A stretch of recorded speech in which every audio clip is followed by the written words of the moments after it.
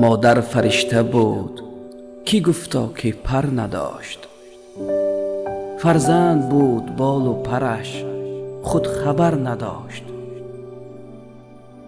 شاید خبر ز بال و پرش بود هم، ولی فکری جدایی از پسر و از پدر نداشت. در کودکی چو خواستمش هدیه برم، گرچه فقیر بود به زر هم نظر نداشت. گر بیش بود دور جوانی هوس به ده، بر هدیه های برده ام حاجت دیگر نداشت.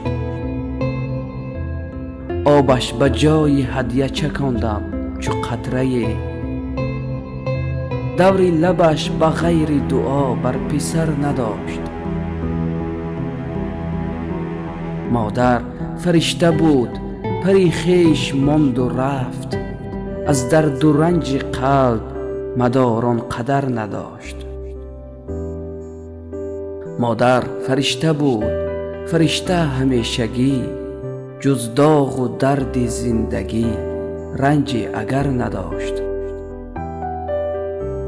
محزون و سرگران گذرم از مزار او، جز روی شاد مادری والا گوهر نداشت. همدردی کسی بکنم کوز خردیش، با درگذشت مادرش جز چشمی تر نداشت. چون قدر او نهانی و آذر بگفتند، به یاد مادر دردشان در دل اثر نداشت.